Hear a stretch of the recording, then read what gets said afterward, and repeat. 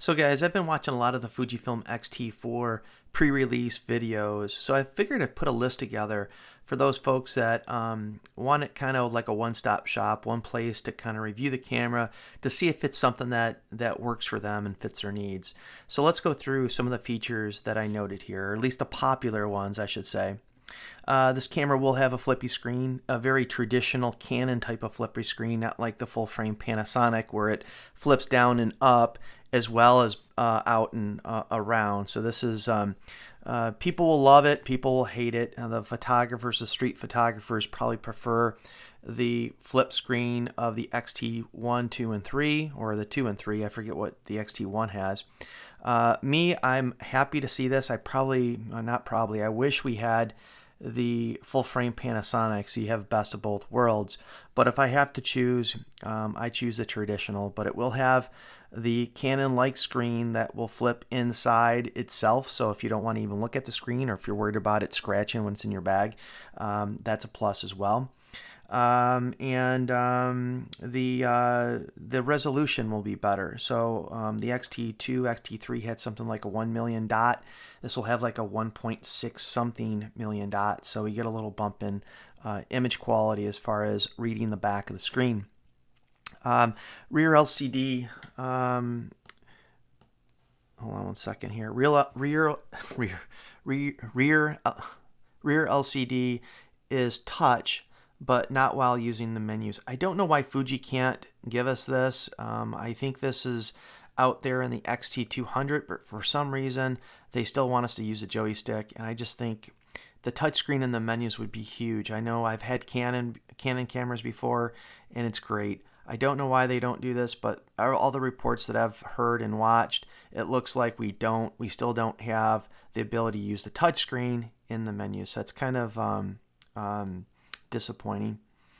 The improved menu system, now I think this is a pretty good bump. The Fuji menu system is pretty good anyway, but now what they've done on the back of the dial, you've separated where the exposure setting, the meter settings dial on the right side had changed. So now you flip into video and stills, and when you do that, you flip into two separate menus, and you can even clear and reset one menu without the other. So if you want to reset your video menus, supposedly you can do that without messing with the stills or photos menus. That's really cool to see. Menus, I know some folks look at specs and everything, and I think that's where Canon gets a bum rap. A lot of times their cameras are good, they work, their menus are really good. They might not look great on a spec sheet, but those little things really matter, like menus and the overall experience, because they all take good pictures. It's really about having the camera get out of your way and enjoying the experience, for me anyway. So we got the next one, same amount of external buttons, but they move them. I'm mixed on this. I think some of them are good moves, but I think Fuji was a little lazy, and here's why. So if you look at the back of the screen, I'm going to go ahead and try to show this on my XT2. So let me try to demonstrate what they changed as far as the physical buttons. The FN button on the top, now this is a Fujifilm X-T2. I believe the X-T3 is the same layout, but it has this FN button on the top, and this FN button is just in a stupid place. When you're holding the camera, when you have a normal grip, especially one-handed, you can't touch that FN button with your thumb nor your forefinger. So essentially, I don't know if that's forefinger or index finger, but essentially you have to grip it with another hand and then push it. The only thing I ever use that for is I put Wi-Fi, so if I'm on vacation, I can connect to my phone really easy. It's just a bad spot. They moved it right here, over here next to the shutter release button. And it's much better. When you're holding the camera, you can easily touch the button. I believe that's the same spot that the video button used to be on the XT1. I wish they didn't get rid of it. For me, that would have been perfect. And maybe you can program that as a video button. I don't know. I'm going to check it out when I get my XT4. I did pre-order it. The other big change they did on the back of the screen, or on the back panel here, is the AEL, the Q button, and the AFL button rotate it counterclockwise. So the Q button went up here, AFL over here, and the AEL went over here. The only thing I can think of, the reason they did this, Fuji, is if you're holding the camera, a lot of people use what they call back button focus. So you don't focus with the shutter release button. That's just to take the photo. You use this a lot in street photography. Anytime you're setting up your shot, somebody walking by, you might focus on a certain spot and then just reach up and take the picture. So when you do that, you want to set what they call back button focus.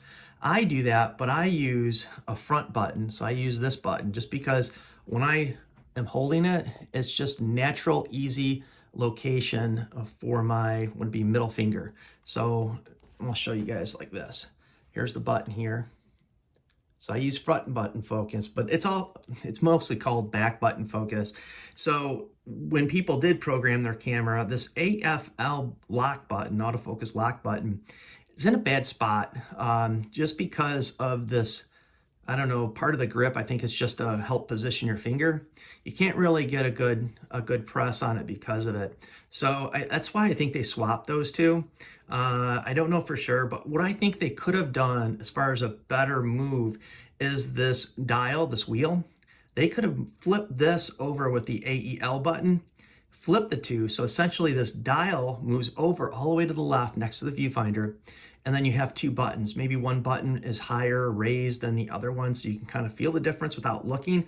But essentially what you do is you have a button right where your finger wants to sit. So I think that would have been the best, but I don't know. It could have been a cost factor.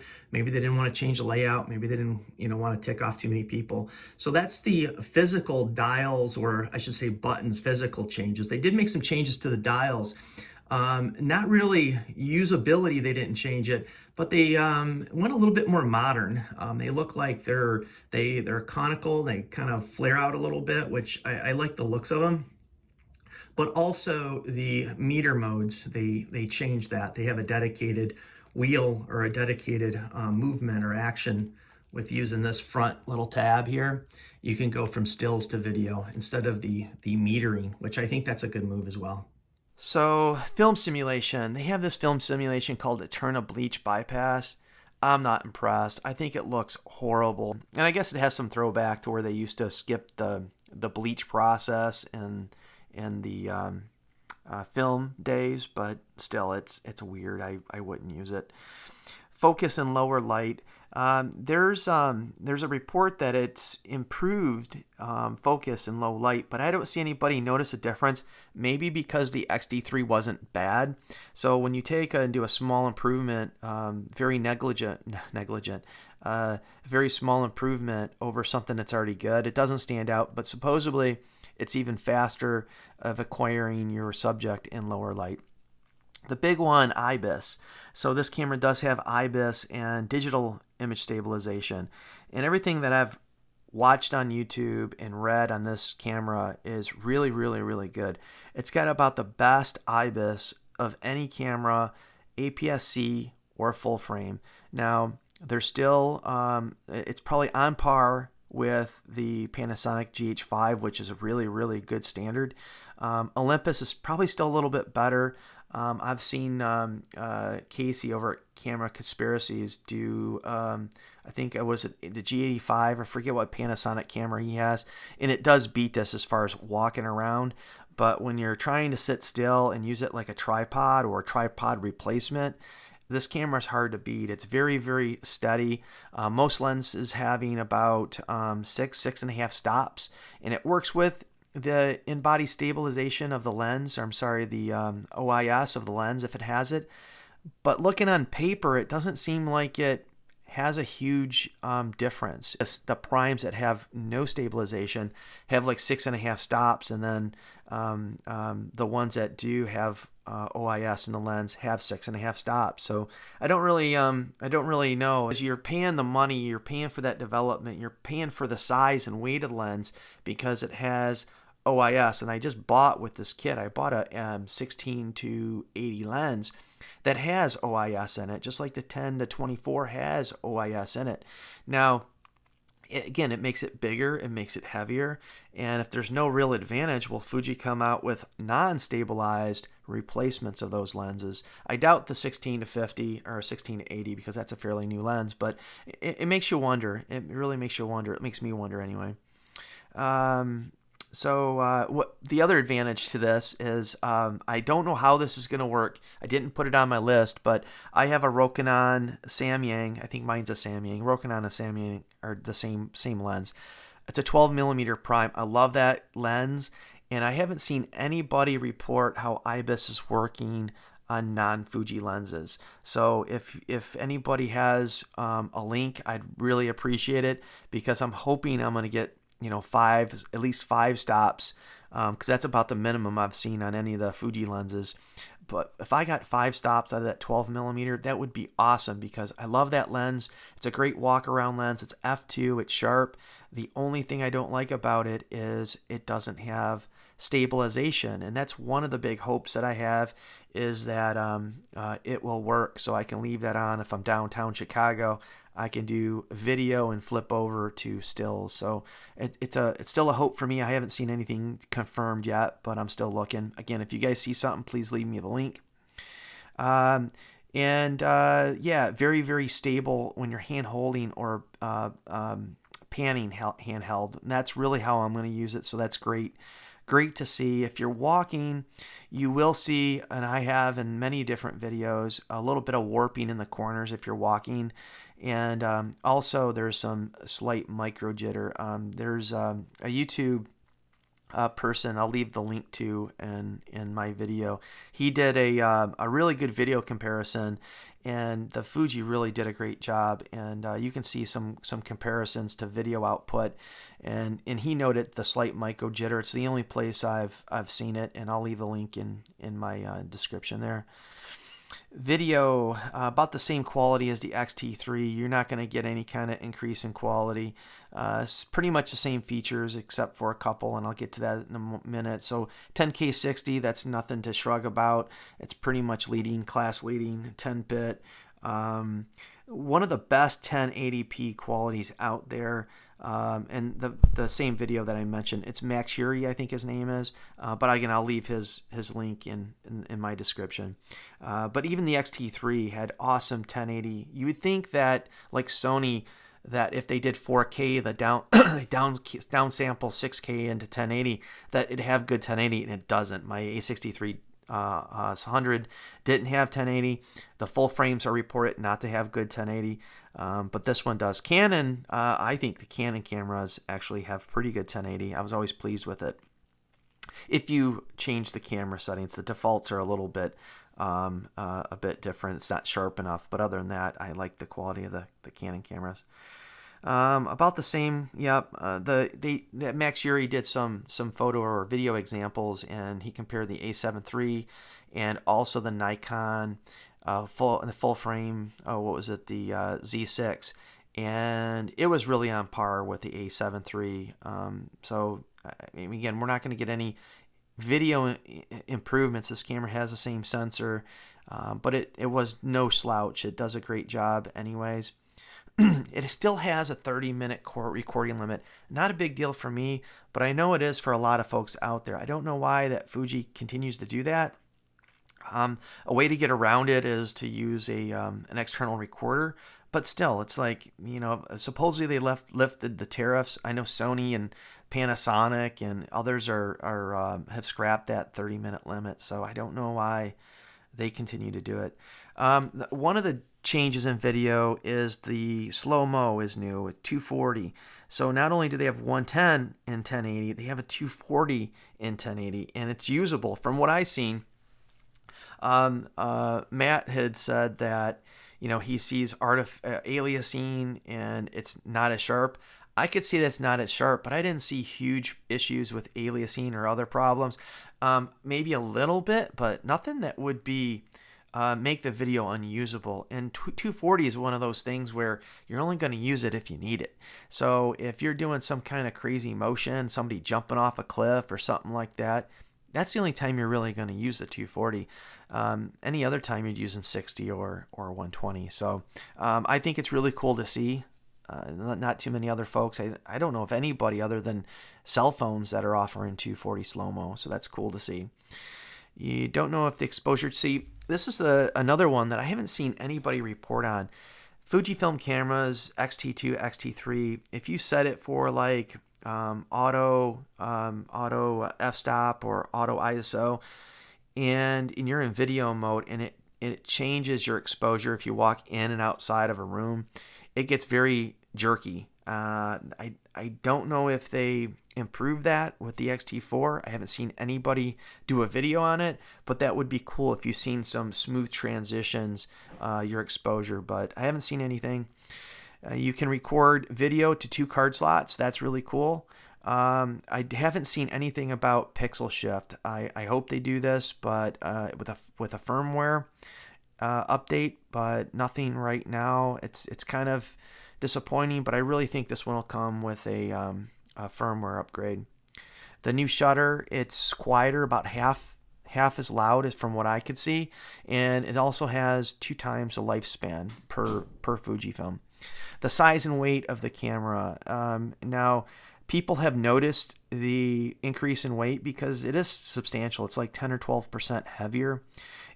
But it's not hugely a negative. I mean, people have reported they've noticed it, but with the added grip, the grip is bigger. The overall size of the XT4 is about similar to the XT2 and 3, but they've increased the grip. So I think what it is, that better grip has offset the extra weight.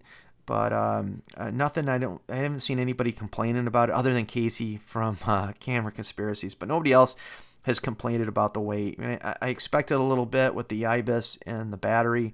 I'll have to get it in my hand. I did pre-order this camera, but I'll have to get it in my hand to see for myself. Larger battery capacity. This camera has about 1.5 times from the reports as far as the battery life. You could even stretch it maybe even 2 times. That's really good. I'll still walk around, probably, if I'm going to be out for quite a while, an extra battery, but I won't have 2 or 3 batteries with me, especially if I'm shooting video. And that's really where the shortcoming came from on the old battery, from the Fuji XT2 and XT3. If you're out and you shut your camera off and you're walking around taking stills, not a huge deal, but when you start shooting video is where it really comes into play. So that's great to see the battery. And I mostly shoot stills, and I'm really starting to do more video for family type of things, not professionally. So that's good to see. In-camera Hdr photos. This was a want that nobody was talking about in any of the rumor sites. It was a want that I had, but I wanted it JPEG. And the reason for it, I know it, maybe it's lazy, it's easier workflow. When I'm on vacation, I want it to go, I split my cards between card slot 1 has the RAW, card slot 2 has JPEGs and my videos. And what I do is I just take the card slot 2 out, and when you take your card slot out a lot, you can get errors and corruption. So my card slot 1 with the RAWs always stays in there. When I'm on vacation, my card slot 2 is out 15 so times a day, and I upload them either from my phone or my tablet, my iPad. So I like that. It's a workflow, if you will, when I'm on vacation. And with the RAW, it's going to go to my card slot 1. So same sensor as the Fuji XT3. That's not a bad thing. The Fuji sensor is good. I was hoping for a new sensor with 1 stop, better high dynamic range, and a stop of high ISO. But we didn't see that. I think they're saving it now with the rumors of the XH series coming out. I think we will see a new sensor with that. Increased frames per second. The big bump, I don't know if it was 8 or 10 on the XT2 and 3 for mechanical, but now we're seeing 15. That's crazy fast, and with that new shutter mech, it just purrs like a kitten. So that's kind of cool. Lockable eye cup. I know if others have had reports that they have had issues with the eye cup on the Fuji coming out.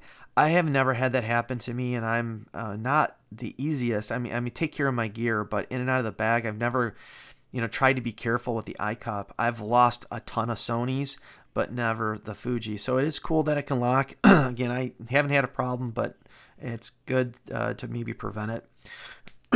Headphone jack. We lost a headphone jack. Not a big deal for me, but I know it is for some folks. And what Fuji did, I don't know if it's because of real estate, trying to preserve real estate, but you have to use the USB-C dongle. So you can still monitor your recording, your audio in camera. You just have to use the USB-C dongle. There is one in the battery grip, but that grip is huge. I guess if you're into battery grips, but not my thing. Small improvement in focus over XT3. This is another one that Fuji is reporting, but I haven't seen anybody comment that it was better than the XT3, probably because the XT3 is great and it's very diminishing return, so they're probably not going to notice it unless you do some kind of crazy test. Does not come with a charger. This was a pet peeve of mine, so if you're picking this camera up, don't be looking for expecting one in the box. You have to right now it's pre-order, but I'm sure they won't be for long. But yeah, you have to buy a separate 2-bay charger if you want to have an external charger. I do. I didn't order it at launch because it wasn't there, and now it's there, so I did put an order. So it kind of ticked me off a bit, but that was from my other video. Fast charging camera, so you have to charge in camera if you don't have this charger. And the good thing is this has a report of like a fast charge. I don't know if it's fast charge with the one that it comes with, the charger that it comes with, the USB-C charger, or if you use something like a laptop that has a higher wattage. But people have said the internal battery will charge in like 30 minutes. Well, that's pretty fast. But for me, it's no replacement for the external charger. It's a complement to, but not a replacement. So that's it, guys. Those are all the hot points, the top topics that I wanted to kind of go through, that if you're talking about or thinking about upgrading from an XT1, XT2, XT3, or you have another system and you're just thinking about picking up the XT4, these are the big features that stood out to me, and I wanted to share them with you. If you have anything that I missed that I may be interested, please leave them down in the comments. I'd love to see them. So thanks again for watching. Take care. Thanks. Bye.